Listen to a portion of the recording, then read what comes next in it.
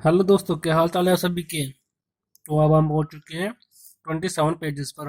It is dead product. ठीक है जी। मैं अक्सर नई सदी में आने वाली समस्याओं के बारे में सोचता हूँ।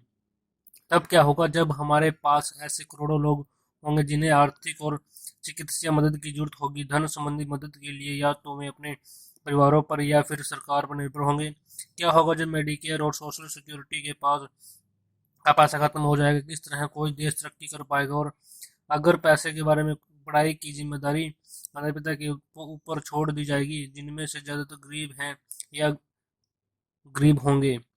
क्योंकि मेरे पास दो प्रोफेसर डैडी थे इसलिए मैंने दोनों से ही सीखा। मुझे दोनों की सलाह पर सोचना पड़ता था। इस तरह से सोचते सोचते मैंने यह भी जान लिया कि किसी व्यक्ति के विचार उसकी जिंदगी पर कितना जबरदस्त प्रभाव डाल सकते हैं। उदाहरण के तौर पर एक डैडी को यह कहने की आदत थी, मैं ऐसा नहीं कर सकता। दूसरे डैडी इन शब्दों के इस्तेमाल से चिढ़ते थे। वे जोर देकर कहा करते थे कि मुझे इसके बजाय यह कहना चाहिए, मैं इसे कैसे खरीद सकता हूँ। पहला वाक्य नकारात्मक है और दूसरा प्रश्नवाचक। एक में बात खत्म हो जाती है और दूसरे में आप सोचने के लिए मजबूर हो जाते हैं। और मेरे जल्द जल्द ही अमीर बनने वाले डैडी ने मुझे समझाया कि जब हम कहते हैं मैं इसे नहीं कर सकता तो हमारा दिमाग काम करना बंद कर देता है।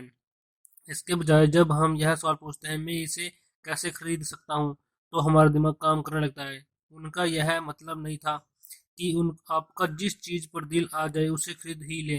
वे लगभग दीवानगी की हद तक अपने दिमाग को कसरत करवाना चाहते थे क्योंकि उनके ख्याल से दिमाग दुनिया का सबसे ताकतवर कंप्यूटर है।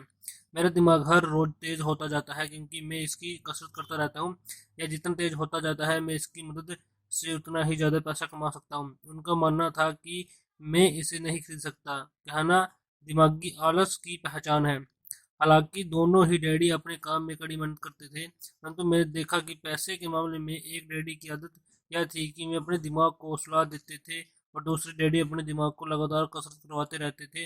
इसका दीर्घकालीन परिणाम यह हुआ कि एक डैडी आर्थिक रूप से बहुत अमीर होते चले गए जबकि दूसरे डैडी लगातार कमजोर होते गए।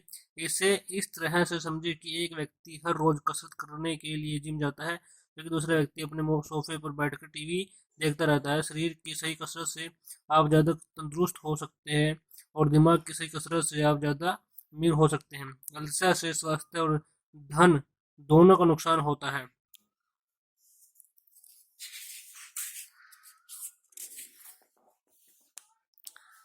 अब यहाँ पर पहुंच चुके हम 27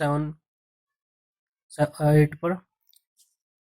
मेरे दोनों डैडियों की विचारधारा में जमीन आसमान का अंतर था। एक डैडी की सोच थी कि अमीरों को ज़्यादा टैक्स देना चाहिए ताकि बेचारे गरीबों को ज़्यादा फायदा मिल सके, जबकि दूसरे डैडी कहते थे टैक्स उन लोगों को ज़्यादा सजा देता है जो उत्पादन करते हैं और उन लोगों को इनाम देता है जो उत्पादन नहीं करते। एक डैडी सिखाते थे मेहनत से पढ़ो ताकि तुम्हें किसी अच्छी कंपनी में नौकरी मिल जाए, जबकि दूसरे डैडी की सीख यह थी मेहनत से पढ़ो ताकि तुम्हें किसी अच्छी कंपनी को खरीदने का मौका मिल जाए। एक डैडी कहते थे मैं इसलिए अमीर नहीं हूँ क्योंकि मुझे बाल बच्चों को पालना पड़ता है। दूसरे डैडी कहते थे मुझे इसलिए अमीर बनना है क्योंकि मुझे बाल बच्चों को पालना है।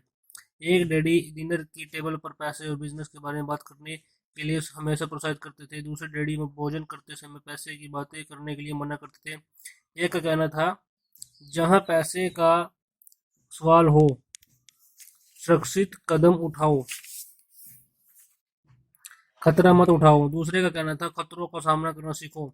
एक का मानना था हमारा घर ही हमारा सबसे बड़ा निवेश और हमारी सबसे बड़ी संपत्ति है। दूसरे का मानना था मेरा घर मेरा दायित्व है और आपका और अगर आपका घर आपकी नज़र में आपका सबसे बड़ा निवेश है तो आप गलत हैं। दोनों ही डैडी अपने बिल समय पर चुकाते थे परंतु उनमें से एक सबसे पहले अपने बिल चुकाता था जबकि दूसरा सबसे आखिर में।